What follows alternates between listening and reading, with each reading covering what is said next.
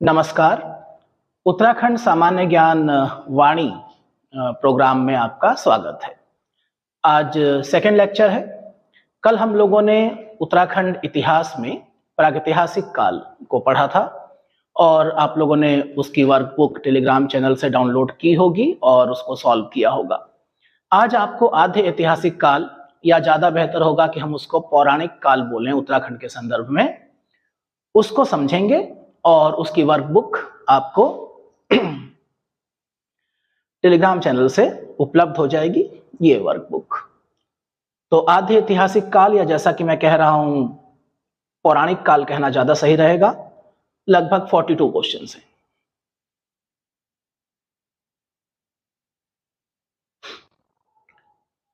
देखिए, पुरातात्विक साक्ष्यों की कमी तो राज्य के आधे इतिहास के जो प्रमुख स्रोत हैं विभिन्न धार्मिक ग्रंथ हैं, इसलिए मैं कह रहा हूं कि इसको पौराणिक काल कहना ज्यादा सही होगा। महत्वपूर्ण तथ्य क्या है? उत्तराखंड के गढ़वाल क्षेत्र का जो उल्लेख है वो वेदों से ही प्राप्त होना शुरू हो जाता है और वेदों में इस क्षेत्र को हेमवत, देवभूमि एवं मनीषियों की पूर्ण भूमि कहा गया है। तो इस क्षेत्र को जोड़ा गया है हेमवत अर्थात हिम से आच्छादित क्षेत्र और देवताओं की भूमि और ऋषि मुनियों विद्वानों की भूमि। वेदों के अलावा गढ़वाल क्षेत्र का उल्लेख ब्राह्मण ग्रंथों में हुआ है, पुराणों में, रामायण में, महाभारत में। अलग अलग नाम है, पूर्ण भूमि, ऋषि भूमि, पवित्र क्षेत्र। हर जगह इसका एक दैवीय आभा है। ऐत्रेय ब्राह्मण में यहां उत्तर कुरुओं का निवास होने के कारण इस क्षेत्र के लिए उत्तर कुरु शब्द का प्रयोग किया गया। प्रारंभिक परीक्षा में प्रश्न आ सकता है कि उत्तर कुरु शब्द का प्रयोग कहां पर किया गया है? ऐत्रेय ब्राह्मण में। कौशितकी ब्राह्मण बताता है कि वाक देवी सरस्वती का निवास स्थान, मां सरस्वती का निवास स्थान बद्रीनाथ है। जैसा कि आप लोग जानते हैं, ऐत्रेय और कौशितकी दोनों ही किसके ब्राह्मण हैं? ऋग्वेद के। तो ऋग्वेद के ब्राह्मण ग्रंथों में उत्तर कुरु शब्द और ये सब है। स्कंद पुराण में हिमालय के 5 खंडों का उल्लेख है, जिसमें नेपाल है, मानस खंड है, केदार खंड है, जालंधर और कश्मीर है। इसमें से 2 खंड मानस खंड और केदार खंड का संबंध उत्तराखंड राज्य से है। तो कौन सा केदार खंड है और कौन सा मानस खंड है?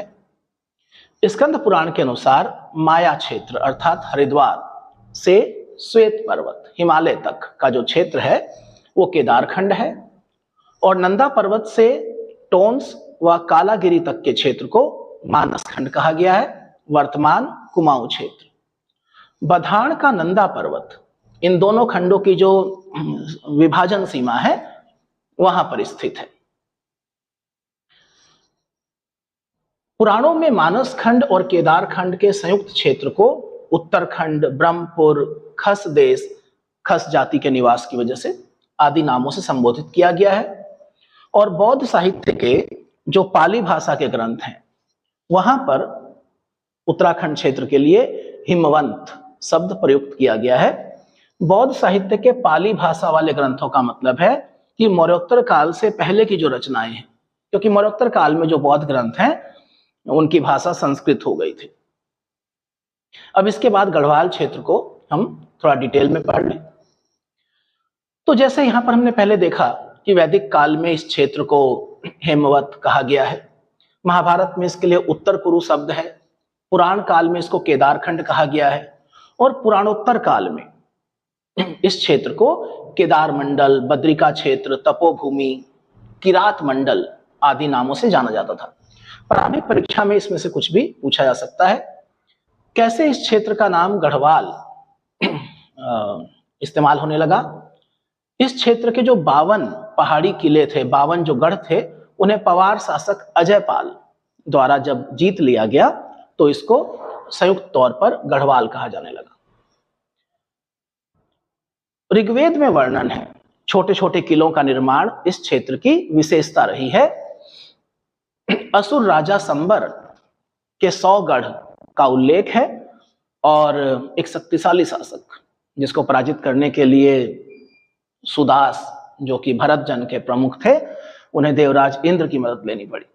तो प्रारंभिक परीक्षा में प्रश्न आ सकता है कि राजा संबर के 100 गढ़ों का उल्लेख कहां पर है, ऋग्वेद में है, वो किस क्षेत्र में थे, गढ़वाल में थे, उनका पतन कैसे हुआ, देवराज इंद्र और सुदास ने नष्ट कर दिया था। इसके बाद इसी क्षेत्र में प्राणाग्राम का महत्व यह है कि प्रलय के बाद सप्तऋषियों ने इसी ग्राम में, इसी गांव में अपने प्राणों की रक्षा करी थी। पुनः सृष्टि का आरंभ यहीं से हुआ था।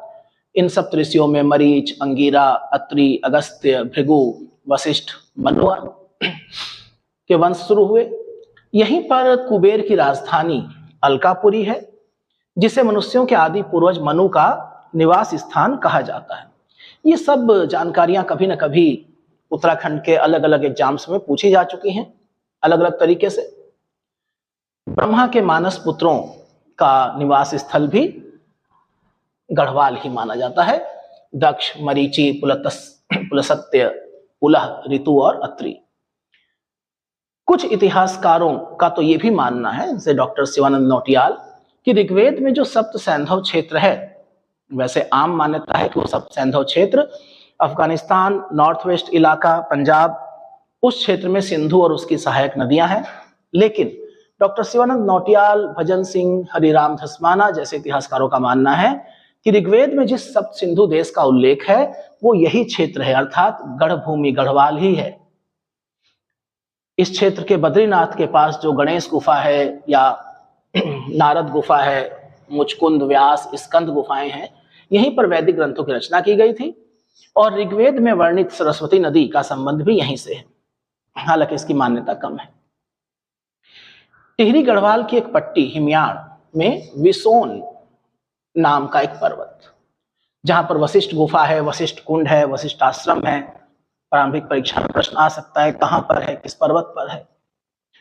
एक मान्यता कि राम के वनवास चले जाने पर वशिष्ठ मुनि और उनकी पत्नी अरुंधति ने यहीं निवास किया था। इसके अलावा रामायण से जुड़ी और घटनाएं, एक क्षेत्र है देवप्रयाग में सीतोन सिंह पट्टी। मान्यता है कि सीता जी पृथ्वी में यहीं पर समाई थी। मनसार में प्रतिवर्ष वहां पर मेला भी लगता है। देवप्रयाग में ही भगवान राम का एक मंदिर है और यह भी मान्यता है कि भगवान राम ने अपने अंतिम समय में यहीं पर तपस्या करी थी। लक्ष्मण जी से जुड़ा हुआ एक स्थान है टिहरी गढ़वाल में, जिसको तपोवन कहा जाता है, क्योंकि वहां पर लक्ष्मण जी ने तपस्या करी। ये सब फैक्ट बहुत महत्वपूर्ण है और जो वर्कबुक हम लोगों ने बनाई है उसमें अभी मैं दिखाऊंगा, इसको शामिल किया गया है। महाभारत का जो वन पर्व है तो वो पांडवों की यात्रा के बारे में और उत्तराखंड के बारे में, क्योंकि इसी क्षेत्र में वो आए, विस्तार पूर्वक बताता है। तो महाभारत के वन पर्व से क्या क्या जानकारी मिल रही है। हरिद्वार से भृगतुंग अर्थात केदारनाथ तक यात्रा में पड़ने वाले जो महत्वपूर्ण स्थान थे उनका वर्णन है। बद्रीनाथ की चर्चा की गई है। लोमस ऋषि के साथ पांडव इस क्षेत्र में आए थे, यह भी महाभारत के वन पर्व से पता चलता है। और माता द्रौपदी और पांडव यहीं से स्वर्गलोक की तरफ गए थे। वन पर्व हमें बताता है कि इस क्षेत्र में शासन किसका था, राजा कौन था। तो उत्तर कुरुक्षेत्र, अभी हमने पिछले पेज पर देखा कि महाभारत में इस क्षेत्र के लिए जो शब्द है उत्तर कुरुक्षेत्र, सतलज से अलकनंदा तक कुलिंद या कुड़िंद राजा सुबाहु का आधिपत्य था, जिसकी राजधानी श्रीनगर थी। यह प्रश्न आया हुआ भी है पहले परीक्षा में। सुबाहु ने महाभारत के युद्ध में पांडवों की तरफ से हिस्सा भी लिया था। हरिद्वार क्षेत्र को नागराज और वै के अधीन बताया गया है और मंदाकिनी से उत्तर का क्षेत्र बाण असुर के अधीन था, जिसकी राजधानी ज्योतिषपुर जोशीमठ थी। सुबाहु के बाद राजा विराट का उल्लेख है। राजधानी जौनसार के पास विराटगढ़ी में थी और इसी की पुत्री से अर्जुन के पुत्र अभिमन्यु का विवाह हुआ था। महाभारत कुछ अन्य जातियों की जानकारी देता है जो इस क्षेत्र में निवास करती थी, खस, तंगण, किमपुरुष। प्राचीन काल में इस क्षेत्र में 2 आश्रम बहुत प्रसिद्ध थे, बद्रिका आश्रम और कण्वाश्रम। विद्यापीठ थे, गुरुकुल थे। इनमें से कण्व आश्रम खास तौर पर दुष्यंत, राजा दुष्यंत और शकुंतला की प्रेम कहानी के लिए प्रसिद्ध हुआ। इसी आश्रम में चक्रवर्ती सम्राट भरत का जन्म हुआ था। मान्यता है कि इसी पर अपने देश का नाम भारत पड़ा। कालिदास ने अपने महाकाव्य अभिज्ञान शाकुंतलम की रचना इसी कण्वाश्रम में करी थी, मालनी नदी के तट पर। वर्तमान में इस स्थान को चौका घाट कहा जाता है। धार्मिक ग्रंथों में कहीं कहीं एक शब्द का प्रयोग किया गया है, केदार खस मंडले। तो केदार खस मंडले, तो खस मंडले खस के आधिपत्य या खसों की बाहुल्यता वाला क्षेत्र। तो इस शब्द के अनुरूप केदार खंड को खस प्रदेश का पर्यायवाची माना गया है। विद्वान मानते हैं कि प्राचीन काल में गढ़वाल क्षेत्र में खस जाति के लोग बहुत सशक्त थे, उनका आधिपत्य था और इनके समय में बौद्ध मत यहाँ पर ज्यादा प्रचलन में आया। आप कुमाऊं में भी देखेंगे कि जब वहां पर खसों का प्रभाव था तो वहां पर भी बौद्ध मत का प्रचार प्रसार अधिक हुआ। हालांकि कुछ विद्वान इनको आर्य ही मानते हैं। अब कुमाऊं क्षेत्र, तो कुमाऊं जो नाम है उसका संबंध एक पौराणिक घटना से जाता है। पौराणिक ग्रंथों के अनुसार चंपावत के पास, चंपावत नदी के पूर्व एक कांतेश्वर पर्वत है जो कच्छप के पीठ की आकृति जैसा है। वर्तमान में इसको कांडादेव या कानदेव कहते हैं। वहीं पर भगवान विष्णु का कूर्म अवतार या कच्छपा अवतार हुआ था। भगवान विष्णु के 10 अवतार आपको इतिहास में याद रखने चाहिए। इसी पर्वत के नाम पर मानस खंड के इस क्षेत्र को कुर्मांचल, जो संस्कृत का शब्द है, कहा जाने लगा। आगे चलकर के यही कुर्मांचल शब्द प्राकृत में कुमु और हिंदी में कुमाऊं हो गया। हालांकि शुरुआत में चंपावत और उसके आसपास के क्षेत्र के लिए ही कुमाऊं शब्द का प्रचलन था, लेकिन आगे चल करके जो फिलहाल पूरा मंडल है, अल्मोड़ा, पिथौरागढ़, बागेश्वर, उधम सिंह नगर, ये पूरा क्षेत्र ही कुमाऊं कहा जाने लगा। कुमाऊं का सबसे ज्यादा जो उल्लेख है वो स्कंद पुराण में हुआ है।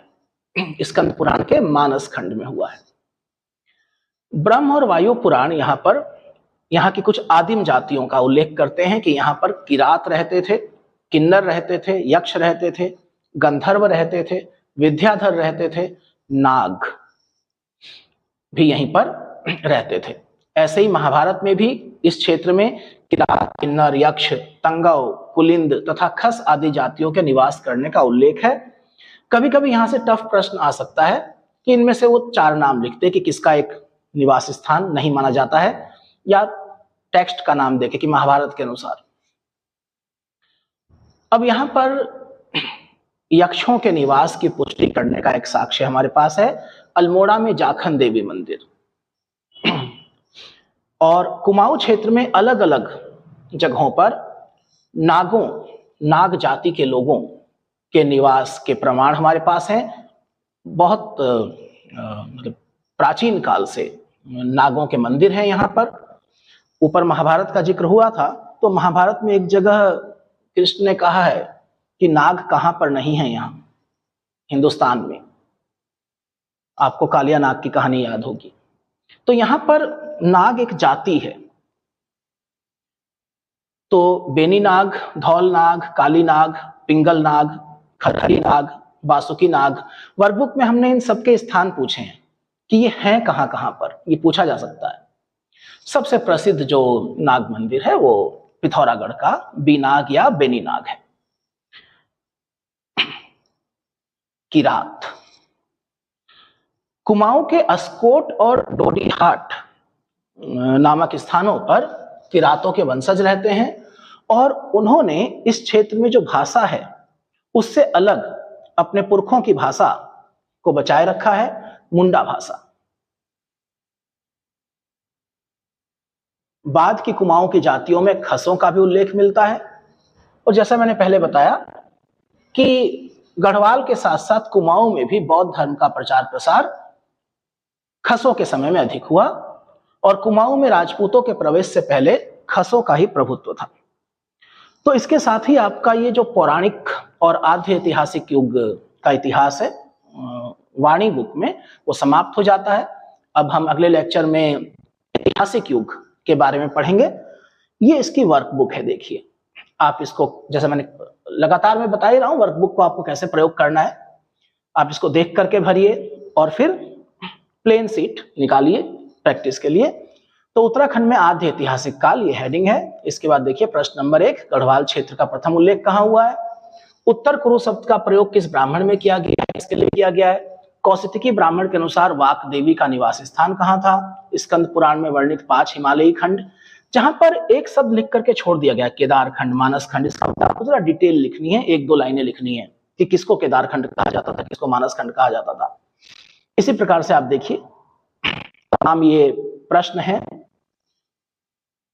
तो 1-1, 2-2 लाइनों का जो जानकारी थी पीछे, उसे हमने 1 लाइनर रहने दिया, बस प्रश्न उत्तर में बदल दिया ताकि आपको प्रैक्टिस करने में आसानी हो।